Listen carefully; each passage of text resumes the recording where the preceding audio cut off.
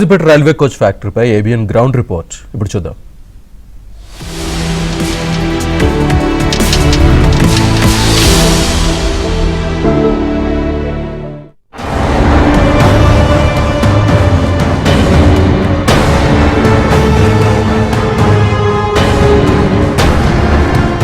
Kazipet railway coach factory నిర్మాణం కోసం 50 ఏళ్లుగా ఉద్యమం చేసిన ఓరుగల్లు వాసులు మరో ఉద్యమానికి నాంది పలికారు.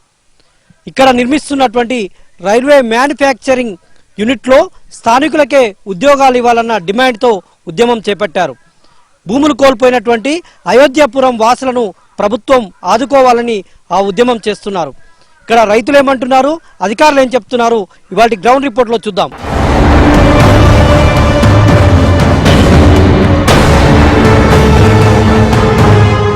వరంగల్ వాసుల చిరకాల వాంఛ కాజీపేట రైల్వే కోచ్ ఫ్యాక్టరీ. దీనికోసం 50 ఏళ్లుగా ఉద్యమించారు ఓరుగల్లు వాసులు. అయితే ఆంధ్రప్రదేశ్ విభజన చట్టంలోనూ కాజీపేటలో రైల్వే కోచ్ ఫ్యాక్టరీ ఇవ్వాలని పొందుపరిచారు. కానీ తెలంగాణ ఏర్పడి 10 ఏళ్లు దాటినా ప్రభుత్వాలు పట్టించుకోలేదు. అనేక ఉద్యమాల తర్వాత 2013 సంవత్సరంలో కాజీపేట మండలం మడికొండ శివారులోని అయోధ్యపురంలో 521 కోట్ల రూపాయల నిధులతో వ్యాగన్ పీరియాడికల్ ఓవరాలింగ్ పరిశ్రమను ఏర్పాటు చేశారు. దీనికి 2023 సంవత్సరంలో హనుమకొండలోని సుబేదారి ఆర్ట్స్ అండ్ సైన్స్ కళాశాలలో ప్రధాని నరేంద్ర మోదీ వర్చువల్ గా ప్రారంభించారు. అనంతరం నిర్మాణంలో ఉన్న వ్యాగన్ పీఓహెచ్ ను అప్గ్రేడ్ చేసి వ్యాగన్ మ్యానుఫ్యాక్చరింగ్ యూనిట్ గా మార్చారు. ఇదే కాకుండా మరో అడుగు ముందుకేసి వందే భారత్ల తయారీ పరిశ్రమకు సైతం గ్రీన్ సిగ్నల్ ఇచ్చి అదనంగా 66 కోట్ల నిధులు విడుదల చేశారు. స్లీపర్ కోచ్లను సైతం కాజీపేటలో తయారు చేయడానికి అన్ని ఏర్పాట్లు రైల్వే మ్యానుఫ్యాక్చరింగ్ యూనిట్ లో జరుగుతున్నాయి. కేంద్ర మంత్రి కిషన్ రెడ్డి పలుమార్లు విజిట్ చేసి పనులను వేగవంతం చేయాలని ఆదేశించారు. ఈ మ్యానుఫ్యాక్చరింగ్ ఫ్యాక్టరీ నిర్మాణం చివరి దశకు చేరింది. అయితే ఇందులో స్థానికులకే ఉద్యోగాలు ఇవ్వాలని ఆందోళనలు మొదలయ్యాయి.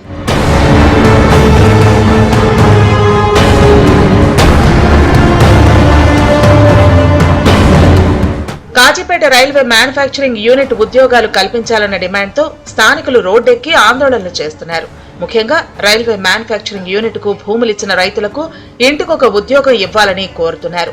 ప్రభుత్వ భూమితో పాటు కాజీపేట మండలం అయోధ్యాపురానికి చెందిన రైతుల నుంచి 160 ఎకరాల పైచిలుకు భూమిని రాష్ట్ర ప్రభుత్వం కేంద్రానికి అప్పగించింది. ఆ సమయంలో భూములిచ్చిన రైతులకు ఉద్యోగాలు ఇస్తామని అధికారులు, స్థానిక ప్రజాప్రతినిధులు హామీ ఇచ్చారు. కానీ ఇప్పుడు ఆ హామీలు అమలు జరిగేలా కనిపించడం లేదని స్థానికులు ఉద్యమానికి శ్రీకారం చుట్టారు. మరి ఇప్పుడు రైల్వే ప్రాజెక్టు కోసం కూడా కోచ్ ఫ్యాక్టరీ కోసం 40 సంవత్సరాల నుంచి భగవాన్ దాస్ లాంటి వాళ్ళు, కాళిదాస్ లాంటి వాళ్ళు, సిపిఐ, సిపిఎం, ఇతర రాజకీయ వామపక్ష పార్టీలన్నీ కూడా కొట్లాడినాయి. ఇక్కడ జేఏసీ కూడా కొట్లాడింది. కాబట్టి ఇది ఇక్కడికి రావడం జరిగింది.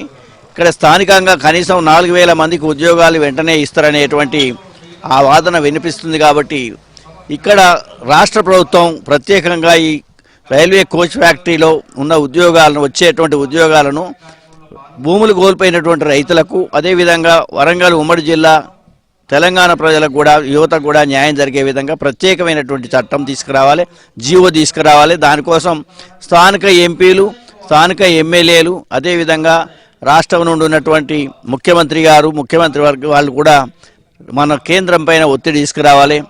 కేంద్రం నుంచి కూడా మనకు 2 కేబినెట్ మంత్రులు ఉన్నారు, కిషన్ రెడ్డి గారు, అదేవిధంగా బండి సంజయ్ గారు. వీళ్ళు కూడా ప్రయత్నం చేసి ఇక్కడ కోచ్ ఫ్యాక్టరీ ద్వారా స్థానికులకు ఉద్యోగాలు వచ్చే విధంగా మీరు పనిచేయాలని ఇవాళ రైల్వే జాక్ తరఫున అనేక ప్రజా సంఘాలను, అన్ని రాజకీయ పార్టీలను పిలిచి ఇవాళ మీటింగ్ పెట్టినారు.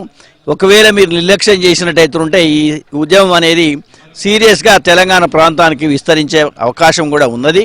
వరంగల్ ఉమ్మడి జిల్లా కాజీపేటలో రైల్వే మ్యానుఫ్యాక్చరింగ్ యూనిట్ అనేటువంటిది ఇండస్ట్రీ ఇక్కడ ప్రారంభమైంది. ఇది అయోధ్యపురం గ్రామస్తుల యొక్క భూములు కోల్పోవడం మూలాన ఆ నిర్వాసితుల యొక్క త్యాగాల ఫలితంగా ఇక్కడ ఇండస్ట్రీ పడింది. ఇవాళ మేమందరం ఈ రౌండ్ టేబుల్ సమావేశంలో డిమాండ్ చేసిందంటే అయోధ్యపురంలో ఉన్నటువంటి గ్రామస్తులకి, భూ నిర్వాసితులకి 116 మందికి ఉద్యోగాలు ఇవ్వాలా. అదేవిధంగా ఈ ఇండస్ట్రీలో వచ్చేటువంటి 4,500 ఉద్యోగాలు ఉమ్మడి వరంగల్ జిల్లా పోరాట ఫలితంగా వచ్చింది. కాబట్టి ఇక్కడ పిల్లలకి ఇవ్వాలి. ఇక్కడ పిల్లలకు కూడా ఫస్ట్ ప్రియారిటీ ఎవరికి ఇవ్వాలంటే, ఈ జిల్లాలో ఇప్పటికే 2,500-3 వేల మంది యాక్ట్ అప్రెంటిస్ చేసిండ్రు. యాక్ట్ అప్రెంటిస్ అంటే ఇండస్ట్రీ లోపల వివిధ రకాల పనులు చేసి ట్రైన్ అప్ అయి ఉన్నటువంటి వాళ్ళకి ఇలా ఇవ్వాలా. రైల్వే పిల్లలకు ఇవ్వాలా, వాళ్ళ త్యాగాలు ఇవన్నీ. కాబట్టి మా త్యాగాలు మాయి ఈ జిల్లా వాసులయ్యి ఉద్యోగాలు ఇతరులకు ఇస్తామంటే ఎట్లా కుదురుతుంది? రైల్వే మ్యానుఫ్యాక్చరింగ్ యూనిట్ పనులు దాదాపుగా పూర్తి కావచ్చాయి. ఇక్కడ ఏర్పాటు చేసిన భారీ షెడ్లలో మిషనరీస్ ఏర్పాటు చేస్తున్నారు. ఆ షెడ్లలోకి రైల్వే ట్రాక్ వేస్తున్నారు. ఈ నిర్మాణం పూర్తయితే ఇక ఇక్కడి నుంచి రైల్వే బోగీలు తయారు కానున్నాయి. కాజీపేట రైల్వే మ్యానుఫ్యాక్చరింగ్ యూనిట్లో పనులు చివరి దశకొచ్చాయి. ఇప్పటికే దాదాపుగా ప్రధాన షెడ్ల నిర్మాణం జరిగింది. అందులో ఎక్విప్మెంట్స్ను కూడా అమర్స్తున్నారు. మరోవైపు ఆ ప్రధాన షెడ్లలోకి వెళ్లేందుకు ట్రాక్ను కూడా సిద్ధం చేస్తున్నటువంటి దృశ్యాలు కనిపిస్తున్నాయి. కొత్తగా అయోధ్యపురానికి మనం చూస్తున్నాం 8 లైన్ల రైల్వే ట్రాక్ను కూడా నిర్మిస్తున్నారు. మొత్తం కూడా ఈ ట్రాక్ నిర్మాణ పనులు కూడా చివరి దశకు వచ్చాయి. అయితే ఒకవైపు మ్యానుఫ్యాక్చరింగ్ యూనిట్లో దాదాపుగా 90% వరకు నిర్మాణం జరిగింది. అయితే ఇక్కడ ఉద్యోగాలు చేసే వారిని కూడా స్థానికులనే తీసుకోవాలన్నటువంటి డిమాండ్ ఒకవైపు వ్యక్తమవుతుంది. 50 సంవత్సరాలుగా కాజిపేటలో కోచ్ ఫ్యాక్టరీ పెట్టాలన్నటువంటి డిమాండ్ వరంగల్ ప్రజల చిరకాల వాంఛగా ఉంది. అయితే దాని ప్రకారమే కేంద్ర ప్రభుత్వం ఆంధ్రప్రదేశ్ విభజన చట్టంలో కూడా ఇక్కడ రైల్వే మ్యానుఫ్యాక్చరింగ్ యూనిట్ను నిర్మించాలని పొందుపరిచారు. ఆ మేరకే ఇక్కడ రైల్వే మ్యానుఫ్యాక్చరింగ్ యూనిట్ నిర్మిస్తున్నారు. అయితే ఇక్కడ ఉద్యోగాల విషయంలో మాత్రము కొంత విభేదాలు వ్యక్తమవుతున్నాయి. ఉద్యమానికి సిద్ధమవుతున్నారు స్థానికులు. మరి ఈ ఉద్యోగాల కల్పన విషయంలో అధికారులు ఎలాంటి నిర్ణయం తీసుకుంటారు అనేటువంటిది మాత్రం ఇంకా స్పష్టంగా తేలాల్సి ఉంది. ఇటు కొంతమందిని కాంట్రాక్ట్ బేసిక్న తీసుకుంటున్నారు, కొంతమందిని పర్మనెంట్గా తీసుకుంటున్నారు. ఈ ఉద్యోగాల విషయం పైన ఒక స్పష్టత అయితే రావాల్సినటువంటి అవసరం కనిపిస్తోంది. కాజీపేటలో రైల్వే మ్యానుఫ్యాక్చరింగ్ యూనిట్ ప్రారంభమైతే 3000 మందికి పైగా ఉద్యోగాలు వస్తాయని గతంలో అధికారులు చెప్పారు. ఆ మేరకు మొదట భూములిచ్చిన రైతులకు, తర్వాత ఉమ్మడి వరంగల్ జిల్లాకు చెందిన నిరుద్యోగులకే ఉద్యోగాలు ఇవ్వాలని కోరుతున్నారు. స్థానికేతరులకు ఉద్యోగాలు ఇస్తే మరో ఉద్యమం తప్పదని హెచ్చరిస్తున్నారు. గతంలో కేంద్ర మంత్రులు, స్థానిక ప్రజాప్రతినిధులు స్థానికులకు ఉద్యోగాలు కల్పిస్తామని హామీ ఇచ్చినప్పటికీ భూమి బాధితులకు ఉద్యోగాలు ఇవ్వటంపై స్పష్టత కావాలని డిమాండ్ చేస్తున్నారు. ఫ్యాక్టరీ అని చెప్పి వచ్చి చాలా మందికి చాలా వరకు భూములు వెళ్ళిపోయినాయి సార్. ఇక్కడ ఉన్న వాళ్ళకి చాలా మందికి భూములు వెళ్ళిపోయిన వరకు ఇప్పటి వరకు చాలా వరకు తిరిగిరు సార్. జాబులు కావాలని చెప్పి తిరిగిరు, కానీ ఏం ప్రయోజనం లేదు సార్. చాలా అక్కడి వరకు ఇక్కడ వరకు వెళ్ళి ధర్నాలు కూడా చేశారు సార్. మన గేట్ వరకు వెళ్ళి ధర్నాలు కూడా చేశారు, కానీ ఏం ప్రయోజనం లేదు. ప్రజెంట్ అయితే ఏం చెప్పట్లేదు సార్, ఏం తెలియట్లేదు. కానీ మన ఇక్కడ వరకు మాత్రం అవకాశం లేదనేసి అంటున్నారు సార్. ముందైతే మా ఊరి వాళ్ళకి మాత్రం ఇక్కడ వాళ్ళకి మాత్రం ఖచ్చితంగా కోల్పోయిన వాళ్ళకి మాత్రం జాబులు ఇవ్వాలని చెప్పి మేము కోరుకుంటున్నాం సార్. ఖచ్చితంగా వాళ్ళకి జాబులు ఇవ్వాలి. దాదాపు ఇక్కడ ఉన్న వాళ్ళకి వర్కులు ఏం లేవు సార్. అసలు ఇక్కడ భూములు లేవు, సరిగా పనులు లేవు, చేసుకోవడానికి ఇక్కడ మాకు పనులు లేవు. ఇప్పుడు వచ్చే రాజకీయ వాళ్ళు వస్తున్నారు, వెళ్తున్నారు తప్ప మాకు మాత్రం ప్రయోజనం ఏం లేదు సార్. కాజిపేట ప్రాంతంలో ఈ ప్రాంతవాసిగా గత 40 సంవత్సరాలుగా ఇక్కడ కోచ్ ఫ్యాక్టరీ వస్తే ఉద్యోగం వస్తుందని చెప్పి అప్పుడున్నటువంటి పెద్దలు చెప్తే ఉద్యమంలో పాల్గొన్నాం. ఆ ఉద్యమంలో 35 ఏళ్ల క్రితం పాల్గొన్న వ్యక్తిలో నేను ఒకరిని అప్పుడు విద్యార్థిగా పాల్గొన్నా. ఇప్పుడు తెలంగాణ విభజన చట్టంలో భాగంగా కేంద్ర ప్రభుత్వం ఇక్కడ కోచ్ ఫ్యాక్టరీ ఏర్పాటు చేస్తుంది. నిర్మాణ పనులు కూడా పూర్తిగా వచ్చినాయి. ఈ 2-3 నెలల్లో ఉద్యోగాల రిక్రూట్మెంట్ కూడా జరగబోతుంది.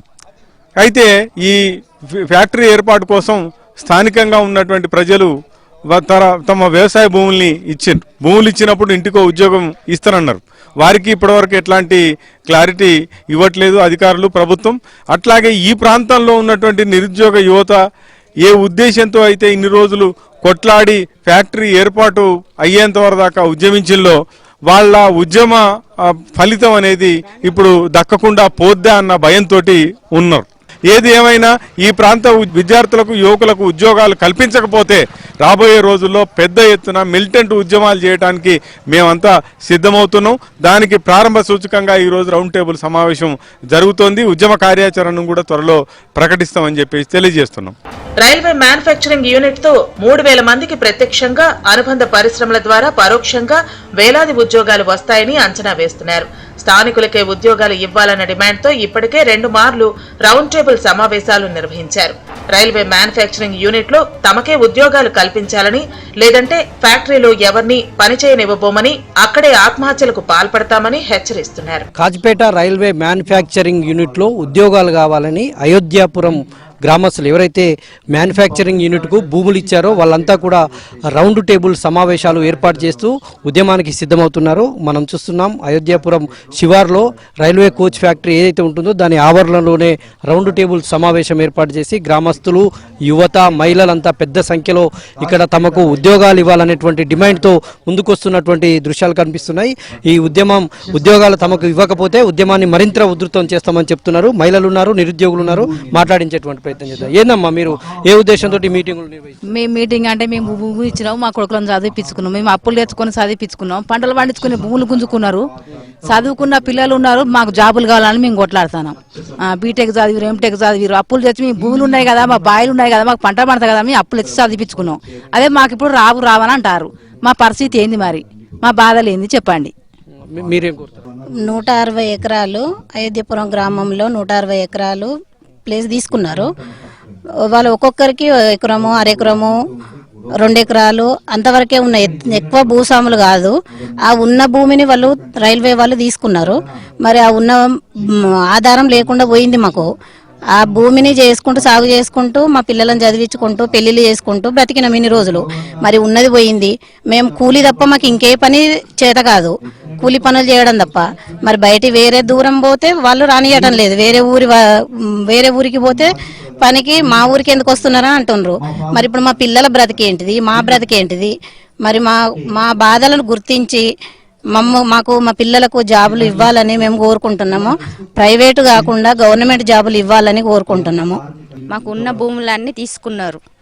మాకు ఏ పని లేకుండా, మగవారికి లేదు పని, ఆడవారికి లేదు పని, పిల్లలకు చదివిద్దామన్నా ఫీజులు కట్టుకుందామన్నా కూడా అంత స్తోమత లేకుండా అయిపోయింది. కాబట్టి మా పిల్లలకు జాబులు రావాలని మేము కోరుకుంటాం. మాది భూమి పోయింది. మా మామలు ఆరుగురు మామలు అయితే 6 మామలకెళ్ళా మాకు భూమి ఎకరం 10 గుంటల భూమి పట్టిగా నీకు మ్యాప్ చూపిస్తుందమ్మా, నీకు పైసలు వాళ్ళదన్నారు. నేను ఏడ్చుకుంటా ఉంటాయి అన్నారు కదా, నువ్వు లెటర్ రాసిచ్చారు. నాకు లెటర్ రాసిచ్చారు, నీకు అమ్మ నీకు అమ్మంటే ఎకరన్నర భూమి పట్టిగానే పోయింది. మ్యాప్ చూపిస్తుంది అని ఏనేయలే. నా బిడ్డకు రాసిచ్చిన పిల్లను ఇప్పుడు సంవత్సరం బట్టి తోలుతూనే లేడు. కట్నం ఇయ్యక ఏమి ఇయ్యక బిడ్డ అట్లనే అన్నీ ఉంచుకున్నారు. ఆ డబ్బులు కూడా రాలే. మాకు భూమి పైసలు రాలే. ఇంకా వచ్చేటి రాలే. ఇంకా 9 ఎకరాలకు వచ్చేటి ఉన్నాయి, అవి రాలేదు. ఎకరం 10 గుంటల భూమి వట్టిగా నీకు మ్యాప్ చూపిస్తుంది అని దానికి అది అసలే రావమ్మన్నారు. ఇక మేము ఎట్లా బతకాలి, మేము ఎట్లా చేయాలి? మీకు ఆడపిల్లలు, నాకు 4 ఆడపిల్లలు ఉన్నారు, ఎట్లా చేసుకుని చెప్పి. ఇక మొత్తంగా కాజీపేట మ్యానుఫ్యాక్చరింగ్ యూనిట్ నిర్మాణం పూర్తి చేసుకుంటున్న వేళ అందులో ఉద్యోగాల కోసం జరుగుతున్న ఉద్యమం ఎటు మలుపు తిరుగుతుందోనన్న ఆందోళన వ్యక్తమవుతోంది. చూశారు కదా, అయోధ్యాపురం గ్రామస్తులు, కార్మిక సంఘాల నేతలు కలిసి మరో ఉద్యమానికి శ్రీకారం చుట్టారు. ఈ రైల్వే మ్యానుఫ్యాక్చరింగ్ యూనిట్లో తమకే ఉద్యోగ అవకాశాలు ఇవ్వాలన్న డిమాండ్తో వారంతా ఉద్యమిస్తున్నారు. భూములు కోల్పోయినటువంటి రైతు కుటుంబాలకు కూడా ఉద్యోగాల అవకాశాలు కల్పించాలని కోరుతున్నారు. మరి ప్రభుత్వం ఎలాంటి నిర్ణయం తీసుకుంటుందో చూడాలి. వీడియో జర్నలిస్ట్ జగదీష్తో నవీన్, ఏబిఎన్ ఆంధ్రజ్యోతి, హన్మకొండ జిల్లా.